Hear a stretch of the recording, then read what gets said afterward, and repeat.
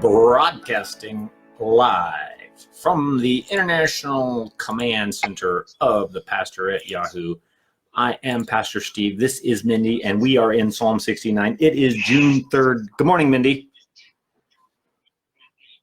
Good morning, Steve. Everybody's going to want to know, so we'll just cover it right now. What does the acronym on your hat mean? Please explain yourself. It stands for Fire and Fragrance, which is the school I did at YWAM. This is like their actual logo. And yeah, so at YWAM, hardly anyone ever calls it Fire and Fragrance unless you're being very official. Everyone just calls it F and F. So hence the two F's on my hat. And for those who don't understand other acronyms, you said you were at F and F at YWAM. YWAM is an acronym at all as well. What does it mean? Youth with a mission. Well, then I guess you're still a youth. Well, yeah, youth at heart, I guess. I mean, there's not an age limit. Well, you have to be over 18. But besides that, there's not really an age limit. So yeah. I could go be a youth with a mission at my ripe age? Oh, yeah, totally. Yeah, totally. They have special DTSs for people who are a little bit older. So yeah, the totally. Mature Christians. Yes, that's how you say it. Mature Christians. Yeah. Okay, well, thanks for joining us for a rapid read a psalm a day. For June 3rd, we are in Psalm 69. It's a long psalm.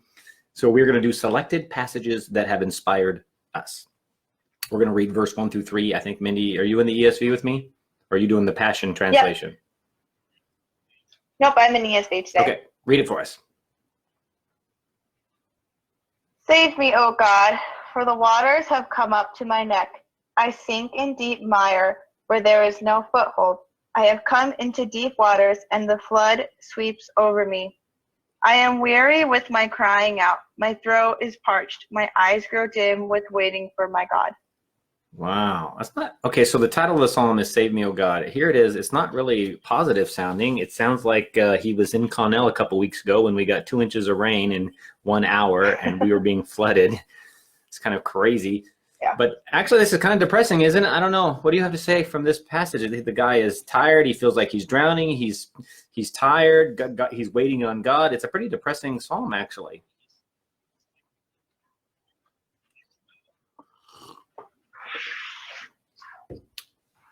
Mindee has frozen. Are you back? You're back. Okay. Yes. So tell me something positive about these first 3 verses.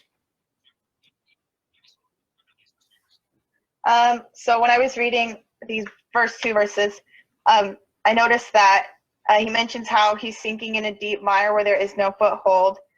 And like when I think of like a foothold, I think of like some place that you would stand on. And typically when you think of something to stand on, like biblically, you kind of go to the whole, did you build your house on the sand or did you build your house on the rock? And like, so that's just something that I went to. And of course, because of the world we're living in now, I usually take what I read in my devotionals and like apply it to real world, what's going on. Good choice. And so for me, like, I think I've been learning that even as a Christian who's like grown up in the church, it seems like I have no footholds in certain areas in my life right now because I was not building my life like on the right foundation. And so now that foothold or foundation is failing and is like just sloughed away, and now I'm like having to rebuild from that and actually build on the right foundation. And so that's something I thought from there. And then also in verse 2, he says, I have come into deep waters and the flood sweeps over me. So typically, like when I think of that, I think of like how we ask God to touch us. We're like, Lord, I want to know more of you. Like I want to be out where you are. Kind of like how Peter was asking to like go out into the waves where Jesus was at when Jesus was walking on the water. And I mean, we have like whole worship songs dedicated to that concept, like Oceans by Hillsong. That's whole song is talking about how like we're gonna go where oceans are deep, and faith stands. I think I'm trying to remember the lyrics. Get out of the safe, shallow so into the always pool, asking, and dive into the deep into the pool with Jesus. Go for the deep stuff. Yeah. And so we ask God, we're like, Lord, I want to be deep. Like, I want to be with you. And then when it actually happens, we're like, Lord, I'm drowning. Like, I don't want to be here doing this.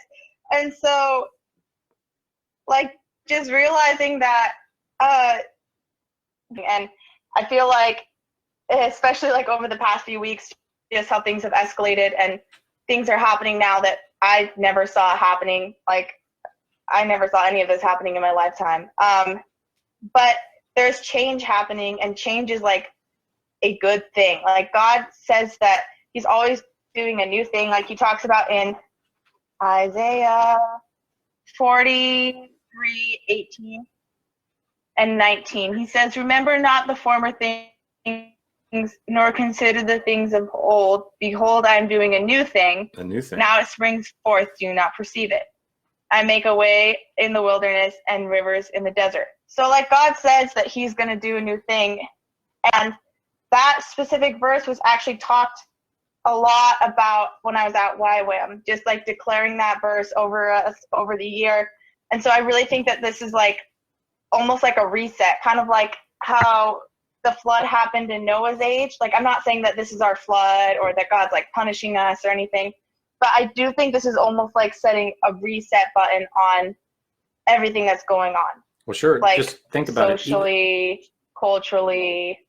Even the concept of the word rivers in the desert, my experience, and I've lived in a desert most of my life, both in California and here, is a river in the desert is the result of a flash flood, which creates a lot of destruction, but in the end, it can actually change the environment for good. So interesting. Yeah, totally. And so I do, like, I kind of see the, like, personally, I really feel like this is like our flood. That's theologically not, that's just what I feel like I've kind of sensed. Here comes a song. Don't take that to the bank. That's just my. Here comes a song. If it's our flood, God told Noah to build him an arky. God. Do you know that song? It's a kid's song from VBS. You have to know it. I do, yeah. Okay, good. I know it. Okay. I know it. I'm not going to sing it, but I know it. Man, build it out of so, gopher, barky children of the Lord. Someone said I sing too much. Someone actually said I needed a zipper or Velcro.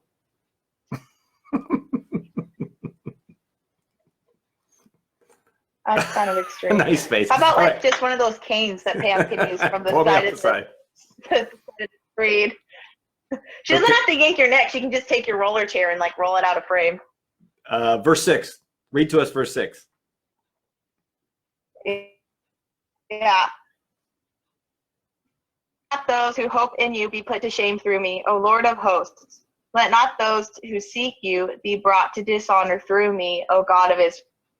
See, I like that because even though there's crazy times and even though he's weary and he's worn out from seeking God, he reminds God that if we put our hope in you and our trust in you, don't let us be brought to shame. And he won't. That's the promise of God to us. If we put our hope in him, he's going to come through. Just like he did for Peter when Peter was trying to surf without a surfboard.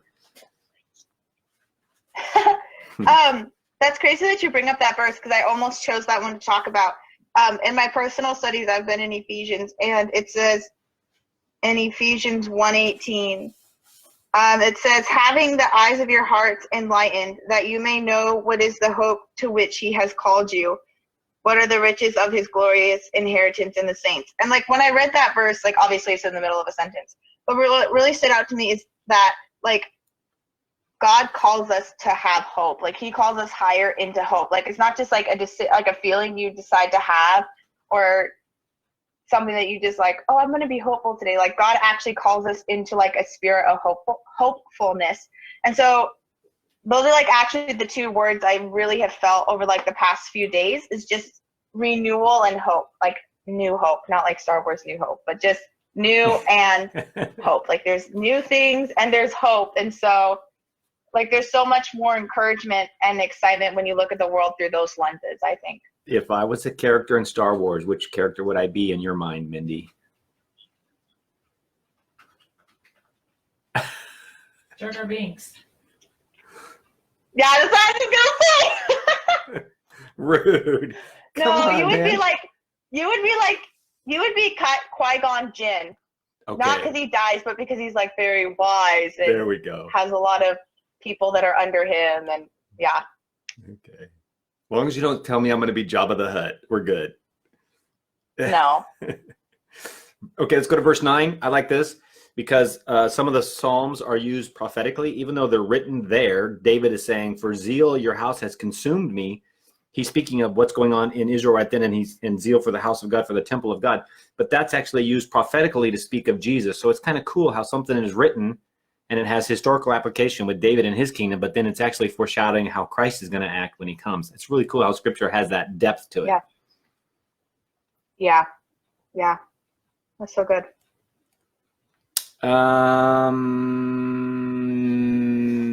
Okay, towards the end you said, which one was it at the end, 17 and 18?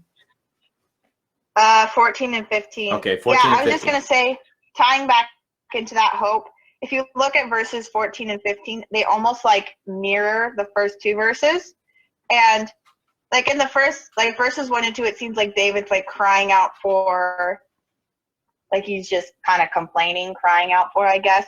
And in verses 14 and 15, it seems like he's way more hopeful and like resolute about the fact that like, yes, my Lord will deliver me. He won't let me drown in the mire. He won't let the flood sweep over me. And so like that was just for me like another like fact that it now is a time to be hopeful and to be called into that spirit of hopefulness. So that's all I had there. I like it because in conjunction with that cry in 14 and 15, then 17 and 18, it's okay to remind God, hide not your face from your servant, for I am in distress. Make haste to answer me. Draw near to my soul. Redeem me. And so it's okay to cry out to God and say, look, I'm having a hard time with this, whatever it is in your life, because we all have different hard times. But it's okay to be real with God and say, I need you to rescue me right now. Mm-hmm. Wow, it's a long psalm. Okay, that's all I got. Any parting thoughts for today's broadcast, Mindee? With your freedom fighter I don't think so. hat that you're wearing. Yeah. No, I don't think so. That was just, I love how our like, because we did not rehearse this, so that or plan this out. So I love how our like 2 personal devotionals, applications, like just stuff we got like really wove together. Like I think it just confirms like what I had been getting, what you had been getting.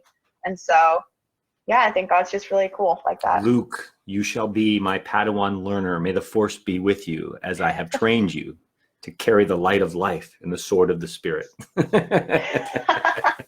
Thanks. All right, this has been Rapid Read a Psalm a Day with Steve and Mindee. Thanks for joining us. Back tomorrow with more. God bless you. Peace out. Bye, Mindee. Bye, guys.